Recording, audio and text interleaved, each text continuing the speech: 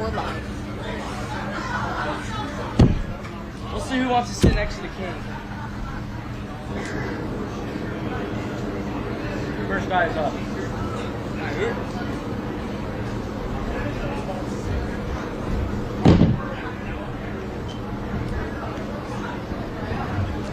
All right, welcome back, race fans.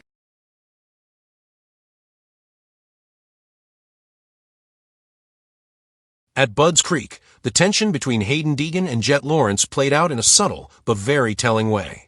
Deegan, sitting and waiting for the press conference interview, threw out the line, "Who wants to sit next to the king?" A confident, slightly playful jab that showed he's not shy about challenging Jett's status at the top of the sport. Moments later, Jett entered the room, pulled his phone from his pocket, and tossed it forcefully onto the table before sitting right next to Deegan. Deegan projected confidence and swagger, signaling he's not afraid of the reigning champion. He knew Jett would hear the comment and delivered it as if he was announcing his arrival to the 450 class early. Jett, on the other hand, responded not with words but with action. The aggressive phone toss wasn't directed at Deegan, but it showed a flash of frustration and intensity, perhaps irritation at the comment, or simply a champion's edge when someone challenges his throne. Then, by choosing to sit directly beside Deegan, he made it clear, if you want to call yourself the king, you're going to have to deal with me right next to you. This wasn't a heated confrontation, but it was a psychological exchange, a preview of what's to come when Deegan joins the premier class. Jett Lawrence has been the golden standard of modern motocross, smooth, consistent, and dominant. Hayden Deegan represents the new wave, aggressive, fearless, and with a massive fan following. 2026 could be the season where the two biggest names in American motocross collide at full force. Deegan has already proven he can handle pressure in the 250 class with multiple championships before even turning 19. His move to the 450 class means he'll be stepping directly into Jett's territory. The question is, will he adjust quickly enough to be competitive from the start, or will he need a season to build into it? What makes this compelling isn't just lap times. It's the clash of personalities. Jett is calm, polished, and calculated, while Deegan leans into his brash, confident, and outspoken style.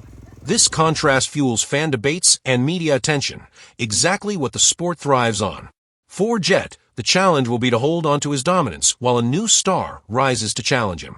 For Deegan, it's about living up to the hype. Every move, every word, and every race will be dissected as fans look for signs of who's really the king. Early season, Jett Lawrence will likely control the pace, but Deegan will immediately show flashes of brilliance, moto wins, hole shots, and maybe even a round win within his rookie year. Mid-season, expect tension to rise. Press conferences, interviews, and on-track block passes will spark more heated moments like Budds Creek. Late season. If Deegan adapts quickly, we could see him emerge as Jett's main challenger for the title. If not, 2026 may still belong to Jett, but the rivalry will be fully ignited, setting up 2027 as the true showdown year. By the end of 2026, one question will dominate the sport. Is Hayden Deegan ready to challenge Jett Lawrence for crown, or will Jett remind everyone exactly why he's called the king? Either way, Budds Creek may go down as the true. The AMA Pro Motocross Championship finale at Budds Creek Motocross Park turned into a grueling and frustrating day for the Bull KTM factory racing team.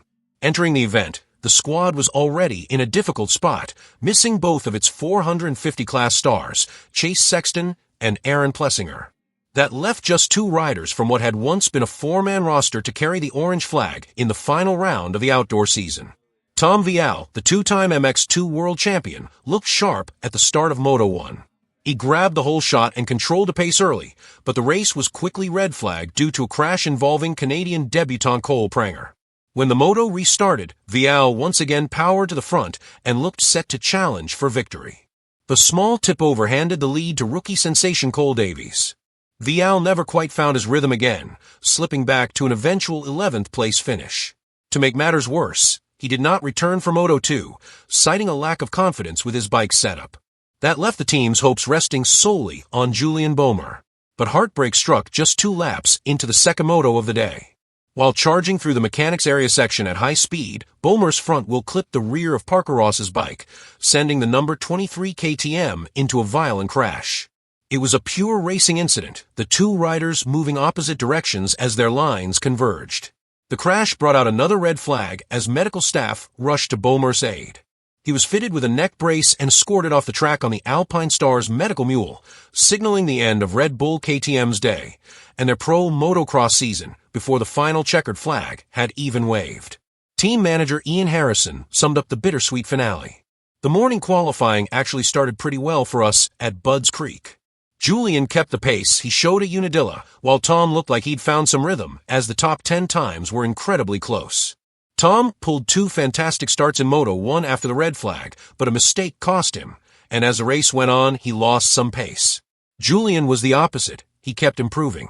After the Moto, Julian asked for bike changes, while Tom decided he wasn't comfortable enough with his setup and sat out the second race.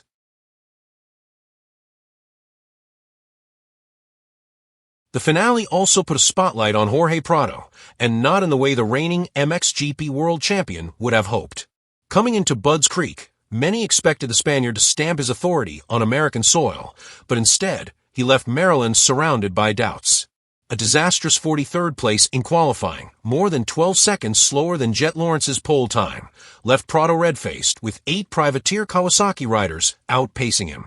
Normally, that result would have forced him into the dreaded last-chance qualifier, but AMA rules guarantee starting spots for the top 10 in championship points, granting Prado a lifeline he desperately needed. When the gate finally dropped, Prado at least salvaged respectability. He went 11-12 in the motos for 10th overall, far better than his dismal morning showing. Still, for a rider of his caliber, the performance raised eyebrows. Fans saw flashes of his world-class talent, but also long stretches where he looked uninspired, almost as though he had mentally checked out of his U.S. adventure. The turnaround between qualifying and racing begged the question, what changed? Whether it was a setup fix or a wake-up call from his team, the improvement was evident, though modest. Prado's Budds Creek performance may not define his career, but certainly leaves lingering questions. For now, instead of delivering a commanding finale, he departs the U.S. with critics wondering if he ever fully adapted to the pro motocross grind. The Budds Creek finale also marked the AMA Pro Motocross debut of Canadian teenager Cole Pranger, who was eager to show his speed on the big stage. Unfortunately, his first outing was cut painfully short. Just 2 laps into Moto 1, Pranger was involved in a heavy crash that forced a red flag and complete restart. Reports later confirmed the number 613 rider had suffered a broken right femur. Despite the setback, Pranger showed the resilience of a true racer, telling Direct Motocross, "Still pumped I got in." The 18-year-old is scheduled for surgery and will begin his recovery immediately. While his debut didn't go as planned, simply qualifying and lining up at an AMA Pro Motocross National is an achievement in itself, and one that hints at a bright future once he heals.